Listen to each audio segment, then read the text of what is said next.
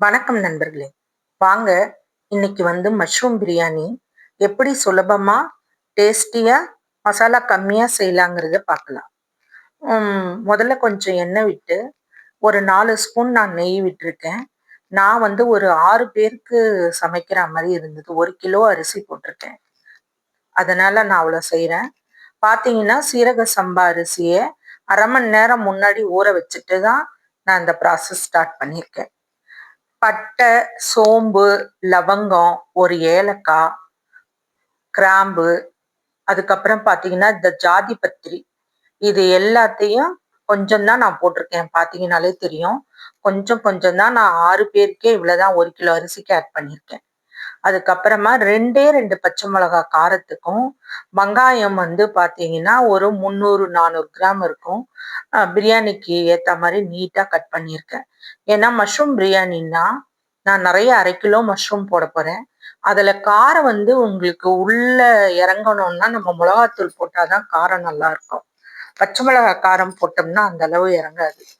அதனால தான் ஒரே 1 டீஸ்பூன் பார்த்தீங்கன்னா, இஞ்சி பூண்டு விழுது போட்டிருப்பேன். தக்காளியும் ஒரு 1/2 கிலோ. இஞ்சி பூண்டு விழுது பார்த்தீங்கன்னா, ஈக்குவல் அமௌண்ட் இஞ்சி எவ்வளோ எடுக்கிறோமோ அந்த அளவுக்கு பூண்டு. அப்படித்தான் நான் போடுவேன். அதுக்கப்புறம் இந்த அளவு உப்பு, ஒரு கைப்பிடி அளவுக்கு புதினா. இது எல்லாத்தையும் போட்டு நல்லா கொஞ்சம் வதங்கட்டும்ன்ட்டு, மிளகாத்தூள், தக்காளி வதங்கின பிறகு தான் எனக்கு அவங்கவங்க காரத்துக்கு ஏத்த மாரி போட்டுக்கோங்க. நான் 1 கிலோவுக்கு ஏத்த மாரி ஒரு 1 1/4 டீஸ்பூன் டேபிள் ஸ்பூன் போட்டிருக்கேன். மஷ்ரூம் பார்த்தீங்கன்னா, 1/2 கிலோ மஷ்ரூம். நான் பட்டாணியோ, மத்த காய்கறியோ எதுவுமே சேர்க்கவே இல்ல. ஏன்னா, இதுதான் டேஸ்டியா இருக்கும். அப்ப அந்த ஃப்ளேவர குடுக்கும்.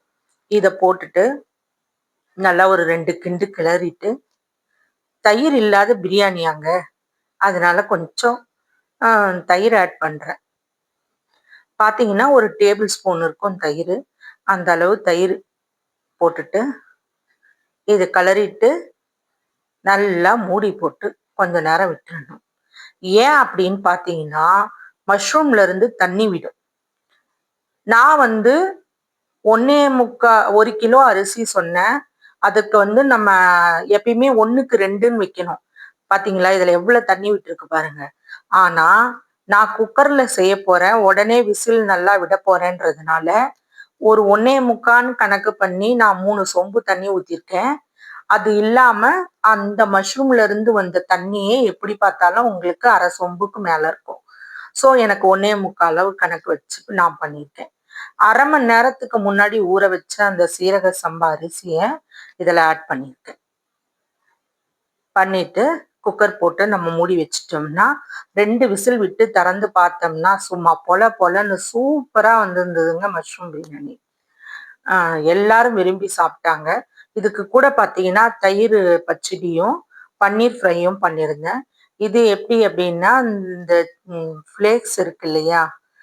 அதாவது ஃப்ளேக்ஸ்னா ஒண்ணும் இல்லங்க.